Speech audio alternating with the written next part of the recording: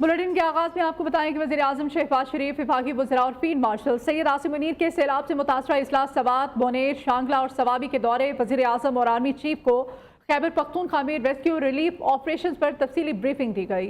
वज़ीर-ए-आज़म ने जोर दिया कि बिजली बहाली की कोशिशों को तेज करने और मुतासरा इलाकों में मामूलाती ज़िंदगी बहाल करने के लिए कौमी वसाइल के हर मुमकिन इस्तेमाल को यकीनी बनाएंगे। आर्मी चीफ ने भी रेस्क्यू ऑपरेशन में मसरूफ फौजी जवानों, पुलिस और सिविल इंतजामिया के एहलकारों से मुलाकात की और मुतासरीन की मदद के लिए इनकी बेलौस खिदमात को खिराज तहसीन पेश किया। इस्लामाबाद से रिपोर्ट देखिए।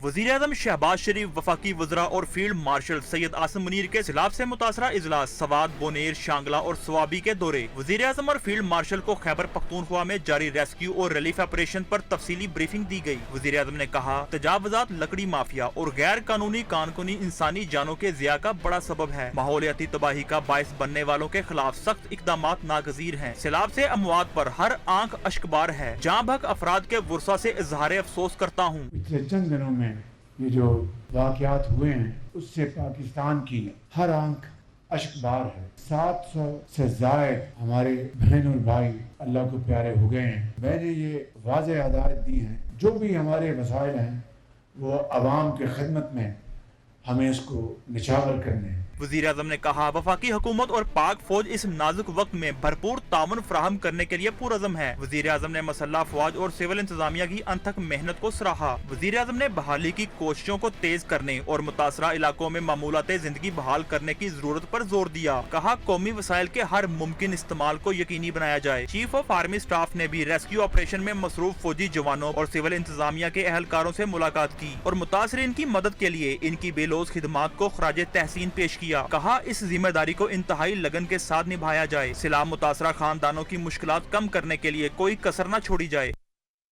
पाक फौज की जानिब से सैलाब मुतासरा इलाकों में रेस्क्यू और रिलीफ ऑपरेशन जारी। पाक फौज के इंजीनियर कोर के दस्ते शांगला और बोनेर में सैलाबी रिलीफ और रेस्क्यू ऑपरेशन में तैनात कर दिए गए।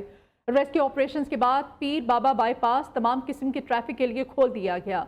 पाक फौज की जानिब से अवाम की सहूलत के लिए पीर बाबा बाजार में रात भर मलबा हटाने का काम जारी रहा। पाक फौज की भारी मशीनरी ने 20 किलोमीटर तवील सड़क को बहाल कर दिया। रेस्क्यू ऑपरेशन के बाद पूरन गांव का जमीनी राब्ता बहाल, मुकम्मल बहाली तक इमदादी सरगर्मियां जारी रहेंगी। गुज़िश्ता 24 घंटों के दौरान मुल्क भर में बारिशों के बायस 41 अफराद जाँ बहक और 11 जख्मी हुए। NDMA ने मानसून तबाहकारियों पर रिपोर्ट जारी की है। खैबर पख्तूनख्वा में 19, सिंध में 11 और गिलगित में 11 अमवात रिपोर्ट हुई। 61% अमवात की वजह फ्लैश फ्लडिंग करार दी गई है। मुल्क भर में मानसून बारिशों के बाद 26 जून से अब तक 748 अमवात हुई और 978 अफराद जख्मी हुए। 459 मर्द, 111 खवातीन और 178 बच्चे इसमें शामिल हैं। खैबर पख्तूनख्वा में हालिया सैलाब और बारिशों से हादसात में अमवात की तादाद 377 हो गई। 182 अफराद जख्मी हुए। PDMA की ताज़ा तरीन रिपोर्ट के मुताबिक सूबे में सैलाबी रैलों और बारिशों से 355 घर मुकम्मल तौर पर मुनहदम हो गए, जबकि 1022 को जुज़वी नुकसान पहुंचा। कराची में होने वाली बारिशों का जिक्र करें तो कराची में बारिश के दूसरे रोज सूरत हाल मामूल पर आने लगी है। अहम शाहराहों से पानी की निकासी हो गई है, लेकिन नशेबी इलाकों में अभी भी पानी मौजूद है। बाबा उर्दू मौलवी अब्दुल हक रोड पर भी पानी मौजूद है। वहां की सूरत हाल जानेंगे हमारे नुमाइंदे अब्दुल वली से। जी अब्दुल वली। जी बिल्कुल, गुज़िश्ता रोज़ के बारिश के बाद हम ये देख रहे हैं कि शेर कायद में जो मामूलात ज़िंदगी है वो ताहाल बहाल नहीं हो सकी है। इस वक्त कैमरामैन आपको दिखा रहे हैं कि ये जो फंसी हुई गाड़ियाँ हैं उनको यहाँ पर जो है वो धक्के लगाकर इंतज़ामिया की जानिब से निकाला जा रहा है। यहाँ से कुछ देर कबल आपने देखा कि जो गाड़ियाँ हैं उनकी मदद से जो है वो यहाँ पर गाड़ियों को निकाला गया है। आप ये जो हैवी मशीनरी यहाँ पर देख रहे हैं, इनका मकसद यहाँ पर चूँकि मुख्तलिफ पॉइंट्स पर गड़े पड़े हैं, पानी यहाँ पर मौजूद है, जिसकी वजह से यहाँ पर जो मशीनरी है मौजूद वो गाड़ियों को यहाँ से जो है वो निकालने में उनकी जानिब से जो है वो मदद किया जा रहा है। और अब जो पानी मौजूद है ताहाल यहाँ पर ट्रैफिक की रवानी जो है वो उसकी वजह से शदीद मुतासिर है। जी। कराची में तरक्याती काम भी जहमत बन गए हैं। मुख्तलिफ इलाकों में सीवरेज लाइन और सड़क के लिए लाया गया सामान बह गया। सुई गैस के लिए खोदे गए गड्ढे भी शहरियों के लिए वबाले जान बन गए। मज़ीद इस बारे में सूरत हाल जानेंगे हमारे नुमाइंदे उबैद शाह से। जी उबैद।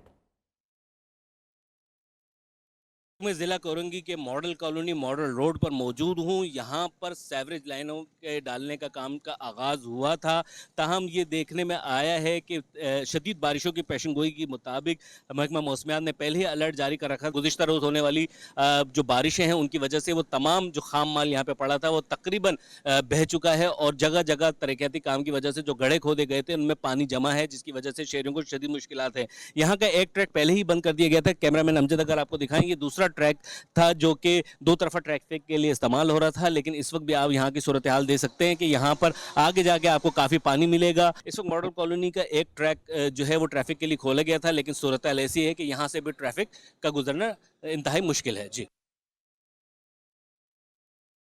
एप्सप के ज़ेर एहतमाम इमेजिन पाकिस्तान 2030 के उन्वान से सेमिनार हुआ। चेयरमैन पंजाब ग्रुप मियाँ आमिर महमूद की मुल्क में सूबों की तादाद बढ़ाने की तजवीज़। तकरीब से खिताब में कहा कि दुनिया के 10 गुंजान ममालिक में पाकिस्तान का 5वां नंबर है। 4 सूबे होने के बायस मुल्क इंतजामी मसाइल का शिकार है। हर डिवीजन को सूबा बनाकर मुल्क में 33 सूबे बनाए जाएं। दुबई आज जिस मकाम पर है वहाँ कराची को होना चाहिए था। बदकिस्मती से हम कराची को वो माहौल फ्राहम नहीं कर सके। मियाँ आमिर महमूद ने chairman Superior Group professor doctor Chaudhry Abdurrahman की कारकर्दगी को भी खूब सराहा। तकरीब में chairman APSUP professor doctor Chaudhry Abdurrahman और executive director new news Nasrullah Malik ने भी शिरकत की।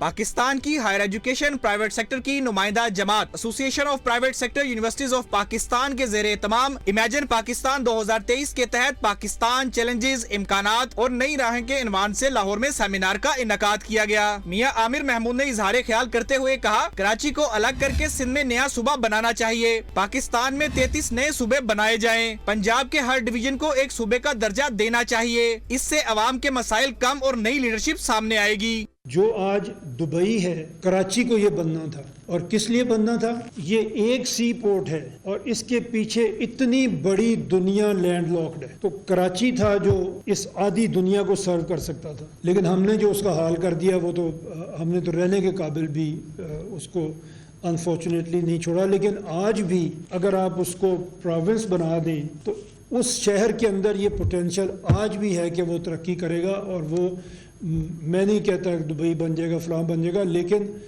बहुत बेहतर हो जाएगा। सवालात के जवाब देते हुए मियाँ आमिर महमूद ने मजीद कहा, आज तक कोई लीडर मेरिट पर नहीं आया, ना ही आईने पाकिस्तान पर अमल हो रहा है। मुंतखब वजीर आजम को हटा दिया जाता है, कोई बाहर नहीं निकलता।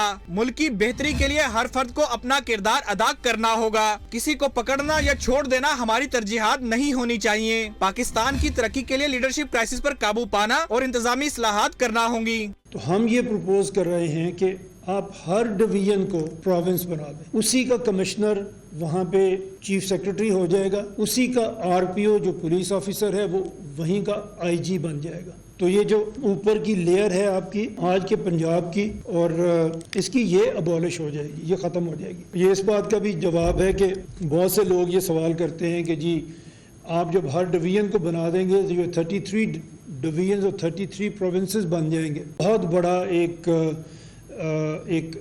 फिस्कल प्रेशर आ जाएगा मुल्क के ऊपर के इतने बड़े सूबों को चलाना। तो ये ऐसे नहीं होगा। वही खर्च जो अब डिवीजन पे हो रहा है वही जारी रहेगा एडमिनिस्ट्रेटिवली। ऊपर की लेयर हट जाएगी तो वो आपकी एक बहुत बड़ी सेविंग हो जाएगी। मियाँ आमिर महमूद का कहना था, कौंसलर से नाज़िम लाहौर सियासत के आखिरी जीने तक गया। समझ आ गई है कि सियासत नहीं करनी। कोई निजाम लेकर नहीं आया हूँ, ना ही कोई निजाम नाफिज करना चाहता हूँ। इस तहरीक का मकसद आवाम में आगाही पैदा करना है। तकरीब के एहतताम पर chairman APSUP professor doctor Chaudhry Abdurrahman ने मोअज़्ज़िज़ मेहमान को यादगारी सीनियर भी पेश किया।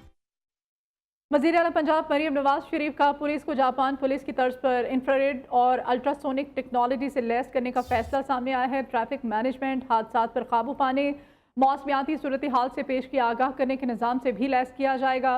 पहले मरहले में लाहौर में पायलट प्रोजेक्ट शुरू किया जाएगा। वज़ीर आला मरीम नवाज शरीफ दौरा जापान से वापसी पर मंसूबे पर अमल दरामद का आगाज़ करेंगे। इस बारे में मजीद तफसीलात लाहौर से हमारे नुमाइंदे वकास गौरी से हम लेते हैं। वकास, क्या तफसीलात हैं मजीद खबर के? जी, पंजाब पुलिस को जापान पुलिस की तर्ज पर इंफ्रारेड और अल्ट्रासोनिक टेक्नोलॉजी से लेस करने का फैसला किया गया। ये फैसला वज़ीर आला मरियम नवाज ने आज टोक्यो में नेशनल पुलिस एजेंसी के दौरे के बाद जो है वो किया। मरियम नवाज को ट्रैफिक मैनेजमेंट, हादसा पर काबू पाने, मौसमियाती सूरत हाल से अवाम को पेशगी आगाह करने के निज़ाम से मुतालिक ब्रीफिंग दी गई। पायलट प्रोजेक्ट जो है वो लाहौर से शुरू किया जाएगा। इस मौके पर गुफ्तगू करते हुए वज़ीर आला पंजाब मरियम नवाज का कहना था कि पंजाब में अमन अमान की सूरत हाल बेहतर हो रही है और CCD के क़याम के बाद इस सूरत हाल में वाज़ेह बेहतरी आई है। जी ठीक है, शुक्रिया आपका। पाकिस्तानी टैक्स दहिंदगान बैंक के मुनाफे में खरबों रुपए क्यों दे रहे हैं? साबिक विफाकी वजीर गौहर एजाज का एक्सपर्ट ट्वीट। लिखा, हुकूमत मुल्की बैंक से सबसे ज़्यादा कर्ज लेने वाली है। फिलहाल बैंक डिपॉजिट्स का 100% सरकारी सिक्योरिटीज़ में लगाया जाता है। गौहर एजाज ने कहा कि स्टेट बैंक को पॉलिसी रेट अपरात ज़र के मुताबिक लाना चाहिए जो 5% से कम है। ऐसा करने से घरेलू कर्ज, खदमात, अखराजात आधे हो सकते हैं। इस वक्त टैक्स दहिंदगान के पैसों से बैंक्स को सालाना तकरीबन 3.5 ट्रिलियन रुपए से ज़ायद सूद की अदायगी की जाती है, जो इस मॉनिटरी पॉलिसी की वजह से खरबों रुपए मुनाफा कमा रहे हैं। जब पाकिस्तान में सारिफीन और रहन के कर्जे ना होने के बराबर हैं, हमें पाकिस्तान को एक्सपोर्ट लीड ग्रोथ के साथ भी मुसाबकती बनाना है। अब वक्त आ गया है कि हम अपनी शरह सूद को इस खित्ते के बराबर लाएं जो 6% से कम है। Welcome back. अभी खबर देंगे आपको खेल के मैदान से। एशिया कप ट्राई सीरीज की तैयारी के सिलसिले में पाकिस्तानी टीम का प्री सीरीज कैंप कल से दुबई में शुरू होगा। कौमी टीम के प्लेयर्स 4 मुख्तलिफ ग्रुप्स की सूरत में दुबई पहुंचे।